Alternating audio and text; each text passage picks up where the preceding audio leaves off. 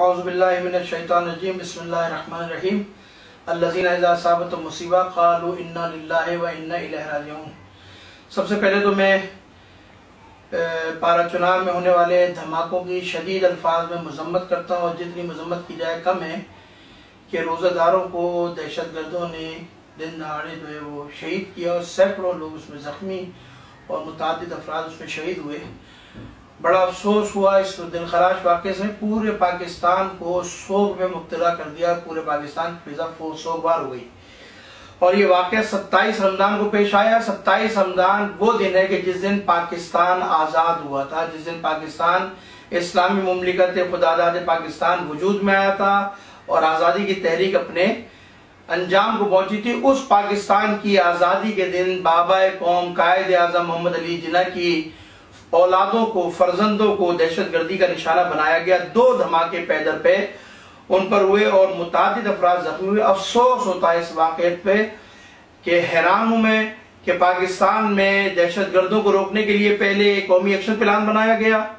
उस कौमी action plan की जो धज्जियां उड़ी हैं, उस कौमी एक्शन प्लान का जो सूरत हाल हुई वो बयान करने के काबिल नहीं कि उस कौमी एक्शन प्लान के अंदर कई धमाके हुए, जिसमें 12 धमाके शिया ने अहले बैत पे हुए, अहले बैत के मानने वालों पर हुए और अब तक ना उनका कोई कातिल पकड़ा गया, ना उनका दहशतगर्द पकड़ा गया, ना उनको अब तक सजाएं मिली है।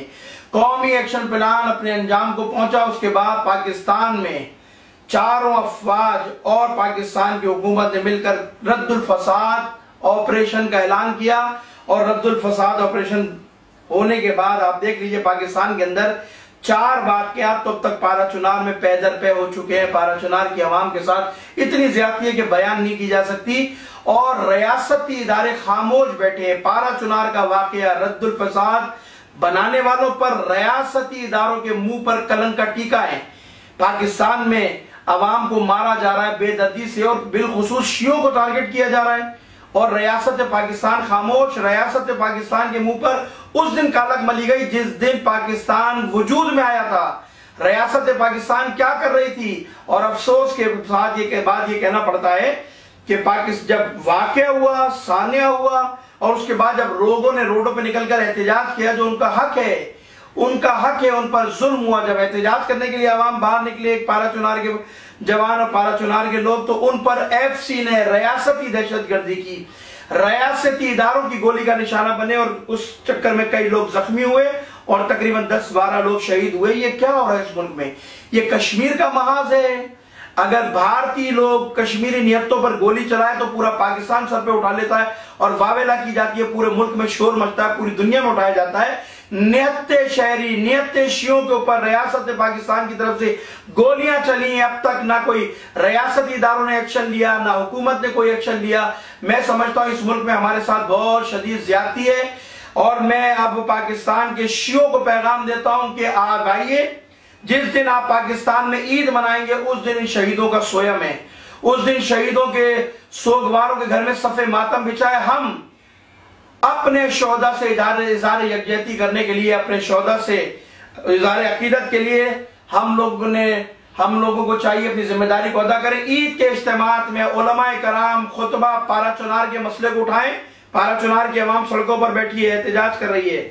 उलमा को चाहिए कि ईद के खुतबात में पारा चुनार के मसले को उठाएं, पारा चुनार की तरफ हुकूमत की और रियासती इदारों की तवज्जो मबजूल कराएं और उसके बाद पूरे सिंध में नमाज जुमा के बाद जब इज्तिमा से लोग फारिग हों, हर हेडक्वार्टर में, हर मस्जिद के बाद पारा चुनार के अवाम से इज़हार यकजहती के लिए और इस जुल्म की मजम्मत के खिलाफ मुजाहरे होने चाहिए, एहतजाजी मुजाहरे किए जाएं और अवाम को सियाह पट्टी बांधकर इज़हार किया जाए कि हमारे लिए आज का दिन, ईद का दिन, जो शोक का दिन है।